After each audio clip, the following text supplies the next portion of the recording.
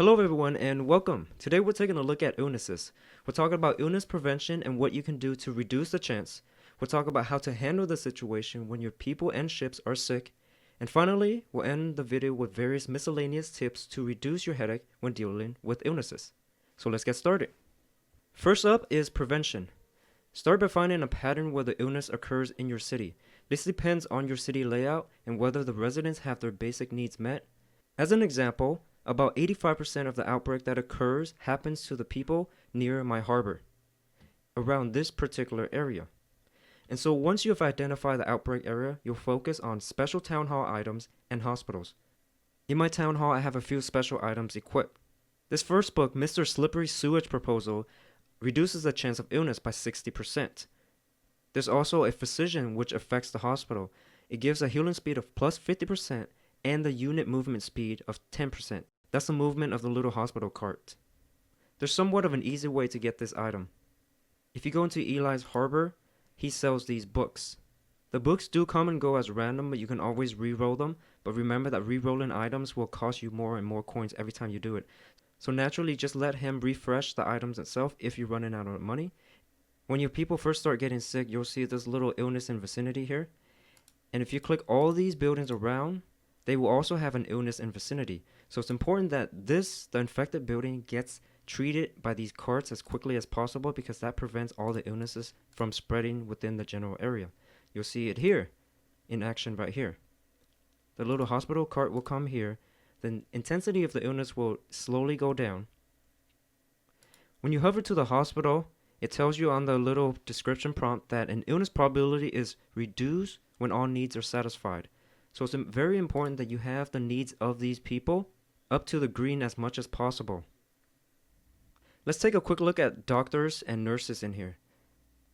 When we open the hospital screen, we see that there are 2 units of doctors, and for certain situations, there are volunteer nurses. These volunteer nurses do open only when you have a certain happiness for your population reached. So these volunteer nurses are nice to have, but they're very unpredictable, because you have to depend on your population happiness. And according to the crazy law of the universe, it's every time that you need the volunteer nurses, they won't come. Why? Because your population is super unhappy, because your economy has collapsed and they no longer have access to their basic needs. Also, when illnesses occur in your city, it's important for you to upgrade your roads from dirt road into paved street. The faster you can get to the resident house that are sick, the faster you can cure the disease. Now, while we're talking about people, make sure to look at your workforce up here. It's important to have extra workforce because when your people are sick, they stop working, and when they stop working, your economy can tumble down. This starts a domino effect where people will keep getting sick and then people will not have their basic needs met and so on and so forth. Let's talk about ships. But first, a primer for beginners on how you can tell your ships are diseased. Ships that have an illness will have this little white and red icon here. You can also tell by this bluish cloud that they have, every single one of them here. And if you hover to the little icon on the UI, you'll see that they're infected. The important thing to note is that the disease may infect nearby ships and harbor, and it tells you how much time you have for it to clear up. It's important that when you see a little notification that you jump to it right away. It's usually your own trade ships, and you can get them away from the harbor as quickly as possible. There are 2 ways to deal with these ships. First, what you can do is micromanage and have every ship away by itself in the far corners of anywhere you can find free space, which is fine. This is a perfectly way to do it. The only minor issue is that it takes a lot of micromanagement. And if you're lazy like me, you don't want to micromanage, and if you don't want to do that, then what you can do is put your ship in one little corner. For my city, I actually have a nice little corner here where no trade ships can pass and touch, and it's far away from residential places. If you notice here, there are no people houses here. Just factories, but they don't get infected. What I do now is press Ctrl F8 on my keyboard to save this location on a keyboard shortcut, so I can come back to this location and check back and forth. F5 allows me to go to my harbor, and then I can go back and jump back here and check to see whichever ship is no longer sick, and I can move them out. There is a caveat for using this type of technique in that the ships do get infected again, so you have to make sure to remember to come back and check them. It is absolutely crucial that you do not keep a whole fleet of ship right next to your harbor. If you do this, one ship will get sick and all of a sudden your whole military will also get sick. I like to put them in somewhere in the middle of the ocean somewhere and don't group them up too tightly. You also notice something that's frustrating, that when your military ships get sick, they cannot shoot your enemies. In regards to your trade routes getting infected, just make sure you do the same thing, which is to put them in their own little corner of the map.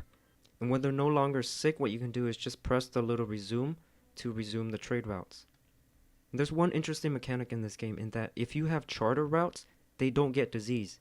So you can take this to your advantage by making sure that all your important trade routes at least are charter routes so that your economy can't collapse. And then you can use clipper ships and cargo ships for the rest of the items that you need. I want to answer another question. What do you do when a really inconsiderate AI comes with their disease ship and parks it right in front of your harbor? You definitely don't want to declare war on them just for one ship. I like to use what's called an extermination protocol, and that is I engage a pirate mode on my ship. I'll go ahead and drag this little royal letter here. Click on it to activate. You'll see a little pirate banner here. It'll tell you it's in pirate mode. It will start shooting the ship. Now before you engage in pirate mode, there's one thing I want you to do, and that is just as a precaution, make sure you literally go into menu save game and save your game just in case, because there are some moments where the AI somehow automatically knows that you attacked them. Just do yourself a favor and save the game before you do it. And also another thing, because this ship right now is on pirate mode, eventually some AI will come and just automatically attack you here, so you have to be careful that you can potentially lose this ship. Now the next question is, where do you buy these letters? If you go to his harbor, you can find the letter here. That's all for this video. I hope you found it helpful. I hope it's saved you some time and headache. And if you have any questions, feel free to leave them in the comment section. I look forward to reading some of your comments. Stay tuned, there will be more videos on Anno 1800, and I will see you all next time. Thanks for watching. Bye-bye.